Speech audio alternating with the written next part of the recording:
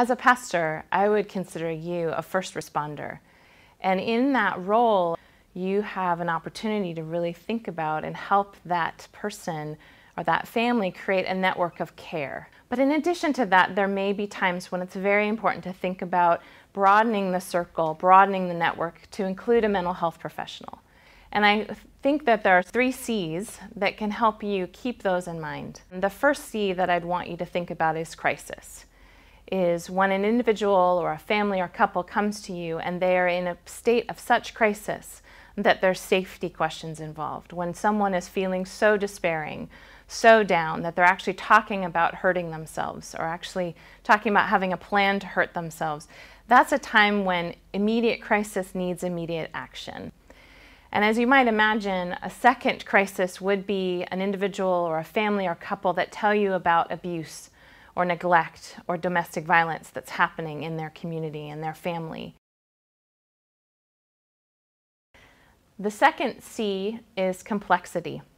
And just as you have certain roles or certain things that you do as a pastor, there's time involved in doing counseling and time involved in really understanding and walking with someone in an ongoing and complex challenge that they might face. You have to think about how much time you have in your pastoral counseling role.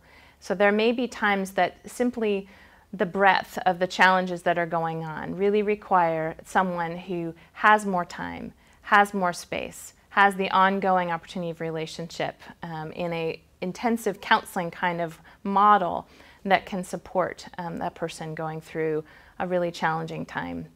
The other complexity I would ask you to consider is symptoms that don't quite make sense or things that people describe that don't quite make sense, and the importance of being aware of when someone's describing experiences that don't seem to fit other people's experience. The third C that I would ask you to consider is caution. And I think about that in terms of those moments where in your spirit you kind of sense there's something maybe going on here, and how important it is to pay attention to that. When you feel like you're the only person that can possibly care for this person, that's a huge reason to go ahead and find more ways to expand the network of care.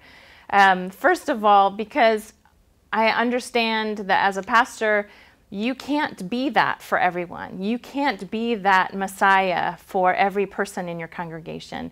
And when you start feeling that that's the role that you can play, that's going to be problematic. It may be needs that you have to feel needed or to feel that sense of providing for others when other things maybe not be going as well as you'd like them to be. But it also may be an issue for the person who's coming to you for help. It may be that they create relationships where they need dependence and they create that sense that you're the only person that can help them. Second caution would be times when you start feeling sexually attracted to that person. You know, maybe they're meeting with you in your office and you're aware of that it feels pretty good to be in that conversation, and it feels like you're aware of that sexual interest and attraction being brought up in that conversation.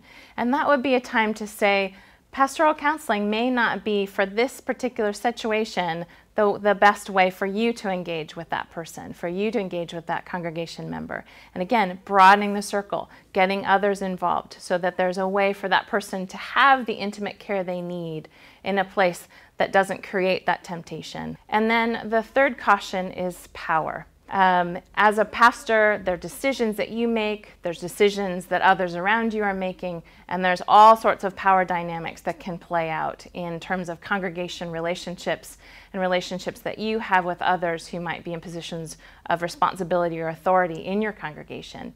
So I'd really ask you to think about when you hear the hurting stories, you hear those places of pain from congregation members, to really think about, is this a role that I can play that allows me to stay in a position where I can have good judgment, where I'm not causing undue influence, when I'm not creating situations that may make it difficult for me to keep confidence?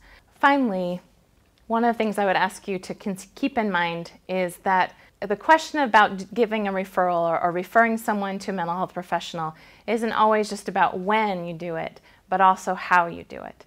So I'd encourage you to really find a network of people that you can trust in your community. And then another piece in how you do it is what you communicate, how you communicate to the person that you're wanting to help broaden your network. When it would benefit someone to go and talk with a mental health professional, that doesn't mean that they're crazy. And that doesn't mean that they're weak. And that doesn't mean that God isn't doing amazing things in their life. But it's saying that there may be a space, a certain set of skills that would be important for this person to engage in to keep growing. When you make a referral to a mental health professional, that doesn't say that your relationship ends. And be honest with the kind of support you can keep providing.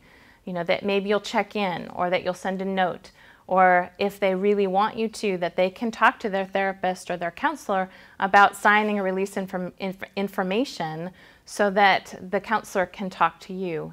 So again, you're part of a community. You're that first responder. You're a place that may be the safest person in that family's life or that individual's life to go and say, I can't do this. For them to say, I need help. And you have this unique opportunity to care for them as their shepherd, as their pastor, and then also broaden the support and help to create the network that will help them to grow.